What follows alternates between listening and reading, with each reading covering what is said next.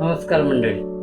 खानदेशातील तमाशा रंग हा मागील व्हिडिओ आपण पाहिला असेल. आता नाटकाचा जोर आणि नाटकाची हालत हा व्हिडिओ आपण पूर्ण बघा, आपणास नक्की आवडेल. 80च्या दशकापर्यंत नाटकाचा जोर कायम होता, कारण 90च्या दशकात सॅटेलाइट चॅनलचे आगमन झाले. लोक तमाशा आणि नाटकातून बाहेर पडले. रसिकता कमी झाली, हौस कमी झाली, इलेक्ट्रॉनिक माध्यमं आली. लोक या माध्यमाकडे वळले. जे सत्य आणि प्रत्यक्ष दिसणाऱ्या दृश्याकडे लोक पाठ फिरवू लागले. 80च्या दशकापर्यंत नाटकाचा जोर कायम होता, कारण 90च्या दशकात सॅटेलाइट चॅनलचे आगमन झाले. लोक तमाशा आणि नाटकातून बाहेर पडले. रसिकता कमी झाली, हौस कमी झाली, इलेक्ट्रॉनिक्स माध्यमं आली. लोक या माध्यमाकडे वळले. जे सत्य आणि प्रत्यक्ष दिसणाऱ्या दृश्याकडे लोक पाठ फिरवू लागले. आधुनिकता आली. तमाशा आणि नाटक हे मूळ आहे. यातून अनेक माध्यमं आली. ग्रामीण भागात कलाकार भरपूर आहेत, परंतु त्यांची कोणी दखल घेतली नाही. ज्या कलाकारांनी कला ही आयुष्यभर जपली, त्यांच्या नशिबी काय आले, कोणी त्यांच्याकडे डोंकरही पाहत नाही. कोळशातून खाणीतून हिरे निघतात, तसे हिरे महाराष्ट्रात ग्रामीण भागात आहेत, परंतु त्यांना कोणी उचलून धरणारा गॉडफादर मिळत नाही. यांना योग्य मार्गदर्शन व प्लॅटफॉर्म उपलब्ध होत नाही, म्हणून ते अजूनही अंधारात आहेत, धडपडत आहेत. त्यांच्या कलेची कदर करणारा मिळावा म्हणून त्यांचा प्रयत्न असतो. महाराष्ट्रातील ग्रामीण भागात दुर्गादेवी गणपती उत्सवानिमित्त नाटक रंगायची. नाटकातून समाज प्रबोधन व्हायचं, समाजाला उपदेश दिला जायचा. 1980च्या अगोदर नाटकातून समाज प्रबोधनाचं कार्य केलं जायचं. प्रसिद्ध नाट्य लेखकांनी लिहिलेली पुस्तके प्रकाशित होती. त्यांच्या पुस्तकातून नाट्यप्रयोग व्हायचा. या नाट्यप्रयोगाला पूर्वी भरपूर प्रतिसाद मिळायचा. प्रत्येक खेड्यात नाटक प्रयोग व्हायचे. विविध प्रकारची नाट्य मंडळी असायची. या मंडळामार्फत गावोगावी नाट्यप्रयोग व्हायचे. पूर्वी पुस्तकप्रेमी वाचक मंडळी खूप होती, माध्यमं नव्हती, त्यामुळे ग्रंथालय खूप असायची. या ग्रंथालयातून नाटकाची पुस्तके जमा करून नाटक बसवायची. या नाटकांना चांगला प्रतिसाद मिळायचा, कारण 30-40 वर्षापूर्वी हौशी मंडळी खूप होती. अशिक्षित अडाणी माणूस सुद्धा नाटक बघायला जायचा. गावच्या गावठाणा रंगमंच तयार करायचा. या रंगमंचासाठी गावातील सर्व मंडळी हातभार लावायची. नाटक बघण्यासाठी निशुल्क आणि उघड्यावर असल्यामुळे ग्रामीण माणूस दिवसभर शेतीत राबून थकला असला तरी स्त्री किंवा पुरुष कुणीही असो, संध्याकाळी गावठाणावर नाटक बघायला जरूर जाणार, कारण त्या काळात टीव्ही ही फक्त गर्भश्रीमंत माणसाच्या घरी असायची. त्यामुळे प्रत्येक ग्रामीण माणूस नाटक बघायला जायचा, कारण मनोरंजनाचं दुसरं कुठलंच साधन नसल्यामुळे नाटकाकडे सर्व प्रेक्षक वळायचे. नाटकात वास्तवचित्र दाखवण्याचा प्रयत्न व्हायचा. ग्रामीण भागात व्यावसायिक नाटक नसायची. कलावंत मोबदला घेऊन नाटकात काम करायचे नाही. कलावंत एक हौशी आणि रसिक म्हणून काम करायचे. रसिक कलाकारांना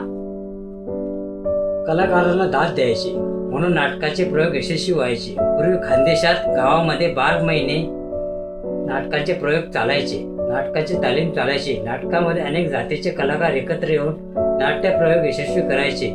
इतर गावांमध्ये नाट्यप्रयोग यशस्वी करायचे. पूर्वी एवढी महागाई नव्हती. आपली नोकरी, व्यवसाय, काम धंदा करून नाट्यकलावंत नाटक बसवायचे. परंतु आताच्या घडीला नाटकाचे प्रयोग बंद झाले आहेत. कोणी कुठल्या नाटकाविषयी चर्चा करीत नाही. जुन्या आठवणी पण काढीत नाही. आता हौशी आणि रसिक राहिले नाहीत. 90च्या दशकानंतर नाटकाचा जोर कमी झाला.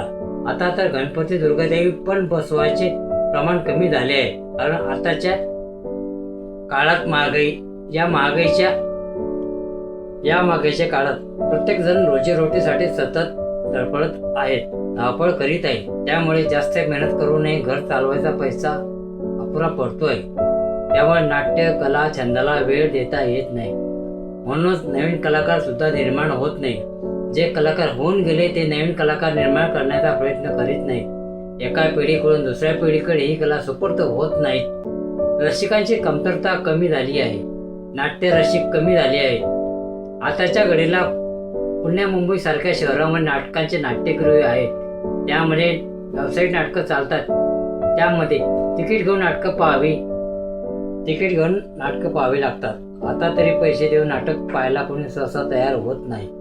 ज्यांच्याकडे पैसे आणि वेळ आहेत, अशा व्यक्ती फक्त तिकीट घेऊन नाटक पाहू शकतात.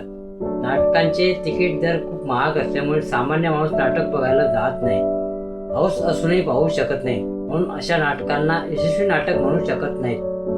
प्रत्येक घरातील गरीब माणूस नाटक बघू शकेल त्यालाच यशस्वी नाट्यप्रयोग म्हणू शकतो. आता सध्या जे नाट्य कलावंत प्रसिद्ध आहेत ते पैसा घेऊन आपली कला सादर करीत असतात. सध्या उघड्यावर सार्वजनिक ठिकाणी सर्वांसाठी खुले विनाशुल्क असं नाटक बघायला मिळत नाही. टीव्ही सिरियल हे कृत्रिम तांत्रिक असतं, ते टीव्हीवरच बघायला मिळतं. रंगमंचावर सादर केलेले हे वास्तववादी जिवंत कलाकार प्रत्यक्ष रंगमंचावर बघायला मिळतात. सिरियल हे बंद खोलीत सादर केलेले असतं, ते रंगमंचावर सादर होत नाही. समोर रसिक श्रोते प्रत्यक्ष बसलेले असतात, म्हणूनच तर रंगमंचावर नाटक मागे पडत आहे. सिरियलकडे रसिक वळले आहेत. खेड्यात असो की शहरात उघड्यावर सर्वांसाठी खुलं असं विनाशुल्क नाटकाचे प्रयोग झाले पाहिजे, तर नाटक यशस्वी झालं असं म्हणता येईल. त्यासाठी सरकारने नाट्यसंस्था कलावंतांना आर्थिक सहाय्य द्यायला हवं. नाट्यप्रयोग सादर करण्यासाठी रंगमंच खुला करून दिला पाहिजे. शहरात रात्रीचे जास्त वेळ नाटके चालविण्याची मुभा दिली पाहिजे. पूर्वी नाटकार, नाटकाची संहिता, नाटकाचे संवाद पडद्याच्या मागे बसून संवाद वाचक रीडर असायचा. त्यामागे रंगमंचावर कलावंत आपले संवाद सादर करायचा. नाटकात जसे पात्र असेल त्याप्रमाणे रंगमंचावर वेगवेगळ्या भूमिका सादर करायच्या असतात. त्यामध्ये वेशभूषा कराव्या लागतात. वेशभूषेसाठी वेगवेगळी वस्त्रे मिळवावी लागतात. राजाचा, राणीचा, वकिलाचा, पोलिसाचा इत्यादी अनेक प्रकारची वस्त्रे मिळवावी लागतात. नाट्य कलावंतांची आर्थिक स्थिती दुर्बल असायची.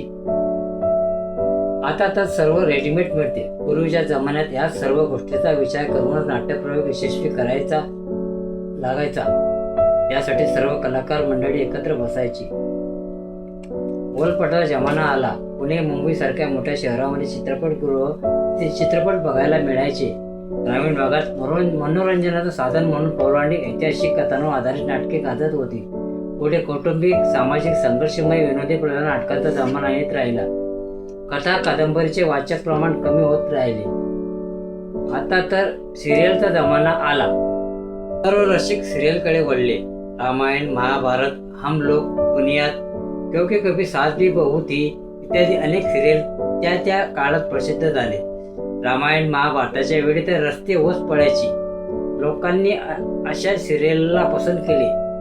आताच्या घडीला असलेले सिरियल आता रटाळ वाटायला लागले आहे. सिरियलमधील पार्श्वसंगीत कर्कश वाटायला लागले आहे. तरी रसिकाने सिरियल म्हणून बाहेर पडून तमाशा आणि नाटकाकडे वळायला हवे. हा व्हिडिओ आवडला असेल तर लाईक करा, शेअर करा, कमेंट करा आणि सबस्क्राईब करा. धन्यवाद.